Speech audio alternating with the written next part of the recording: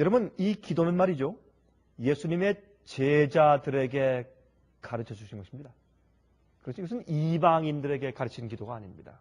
이것은 아무나 할 수 있는 기도가 아닙니다. 이것은 하나님의 자녀들, 예수를 따르는 제자들에게만 가르쳐 주신 기도입니다. 여러분, 그렇습니까? 그렇습니까? 그렇죠? 이 기도는 이 세상 모든 사람들에게 아무나에게 가르쳐 주신 기도가 아닙니다. 이것은 아무나 그런 기도를 할 수가 없습니다. 예수님의 은혜로 회개하고 거듭난 자들만 하나님을 하늘에 계신 우리 아버지라고 말할 수 있습니다. 여러분, 주의 기도문은 마치 지도 같은 것입니다. 지도는 우리가 여행 다닐 때 필요한 것이지, 지도는 벽에 그림처럼 갖다가 붙여 놓으라고 그린 것이 아닙니다. 그렇습니까?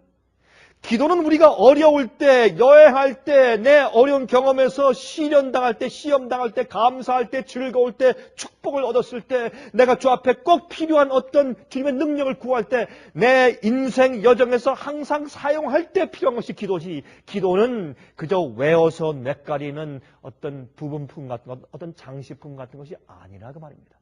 기도는 지도입니다. 하나님께 나아가는 길입니다. 지도는 항상 사용해야 되는 것처럼 여행할 때, 기도는 항상 사용할 때만 그 의미가 있습니다. 항상 우리가 기도할 때만.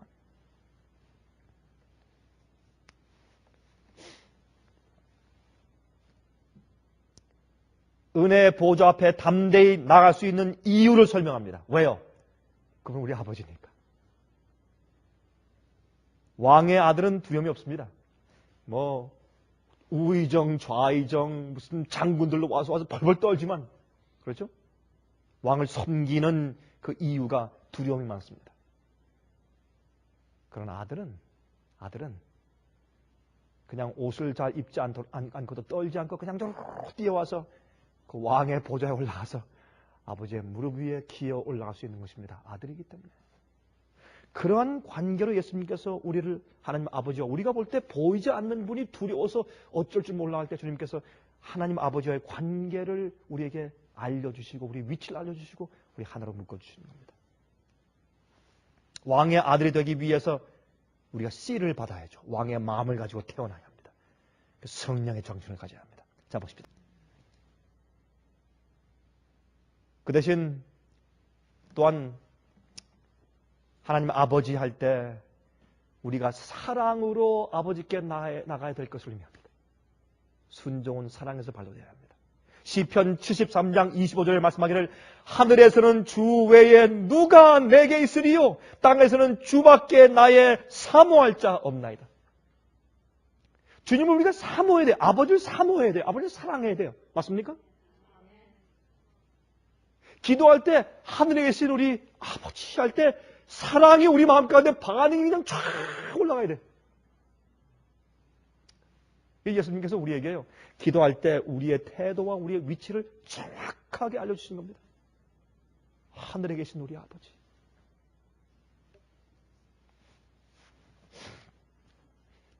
여러분, 탕자가 아버지께 대한 개념이 바뀐 이후에 사랑으로 순종했습니다. 처음엔 말이죠, 아버지의 명령과 얘기가 지긋지긋했습니다. 내가 어떻게 하면 여기서 좀 벗어날까? 성경은 말하기를 하나님의 계명을 지키라고 했습니다. 순종하지 않는 자는 믿음이 없는 것이에요. 행함이 없는 것은 믿음이 없다고 성경이 말합니다. 내가 너에게 믿음을 보이겠다. 내가 행함으로 보이겠다. 너의 믿음을 내가 좀 행함으로 보여달라. 이것이 야고보 얘기 아닙니까? 그러므로 성경은 참된 믿음과 참된 신앙이 무엇인가? 사랑으로 아버지를 순종하는 것이라고 설명하고 있습니다. 근데 이 탕자 그것이 지긋지긋했습니다. 왜 그렇습니까? 아버지를 몰라서 그래요. 그가 먼 외국에 가서 아버지의 돈을 다 탕진하고 자기 아버지의 명예를 다 실추시키고 마음대로 살다가 죽게 되었을 때 무엇을 기억합니까? 아버지 집에 있는 종도 지금 나보다 낫겠다. 그 생각을 하는 겁니다. 그러니까 처음에 보세요. 탕자가 아버지를 이해할 때, 돌아설 때 아버지를 다 이해했어요? 아니에요. 어디에서? 떨어진 그 깊이에서 비교될 만큼만, 비례될 만큼만 조금 이해했어요. 어떻게 해요? 내 아버지의 집에 있는 그 종들은 적어도 나보다 낫겠다. 왜요? 돼지 치는 집의 그 주인의 그 참 지긋지긋한 그 지팡이를 그가 맛봤거든요. 그 인자한 아버지를 이제 다시 한번 이해하고 다시 눈을 떠서 다시 아버지를 알게 되었어요. 여러분, 그래서요, 이 세상은 반드시 죄의 고통이 있습니다. 죄의 결과가 있습니다.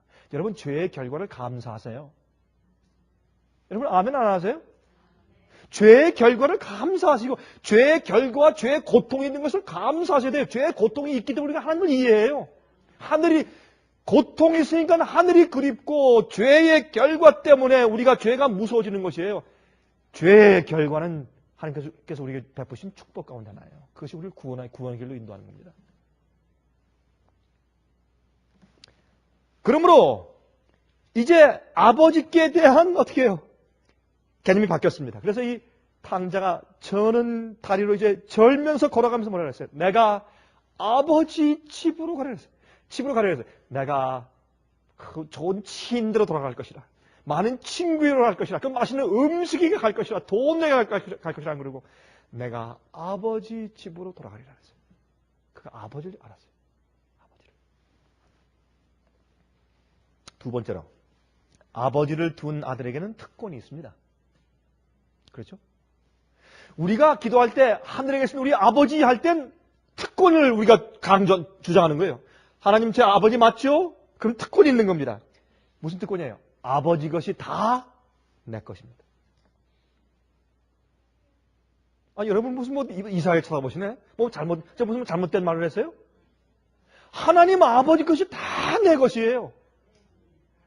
이 우주가 다 내 것이에요. 왜? 내가 구원받아 가면 이 우주를 다 즐길 것이에요. 아버지께서 만드신 건 전부 내 것이에요. 내가 전부 앞으로 즐길 것이에요. 우리가 하나님을 똑바로 알고 출발해야 돼, 다시. 재출발해야 돼요. 많은 경우에 우리가 하나님을 두려워하는 마음으로 섬겨요. 그건 잘못된 것입니다. 우리가 아들과 딸이요, 아버지에게 이렇게 말하지 않습니다. 아빠, 오늘 밤도 이 집에서 자도 괜찮아요? 그렇게 말하는 사람이 없어요. 또 아침에 일어나서 오늘도 이 집에서 식사해도 됩니까? 그렇게 묻는 아들과 딸이 없어요. 왜? 그냥 와가지고 다 눈곱 비워서 다 앉아가지고 어떤데 밥맛을 투정해요. 예? 어떤 건 이 반찬 이거밖에 없냐고 괜히 투정하면서 밥을 먹어요. 왜? 아들이니까.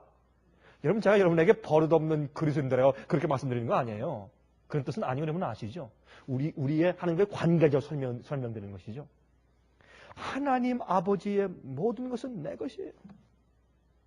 또 한 가지, 기도를 들어주셔야 하는 책임이 있어요. 하나님께서는 우리의 기도를 반드시 들어주셔야 하는 책임이 있어요. 왜? 우리 아버지니까. 아무리 바쁘셔도 우리 아버지니까. 제가 무슨 얘기를 길게 해도 다 들어주셔야 돼요. 이해해 주셔야 돼요. 우리 아버지니까.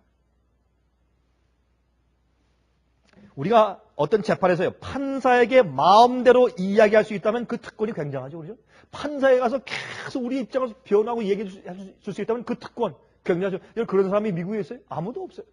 그러나 하늘에 가서는, 하늘 아버지께는 우리가 할 말 다 하는데 아버지께서 다 들어주셔야 돼요. 하늘 판사는. 여러분, 우리가 많은 경우에 하나님께 대한 개념이 잘못되어 있기 때문에 기도가 잘못 나옵니다. 이방인처럼 기도하는 겁니다. 아닙니다.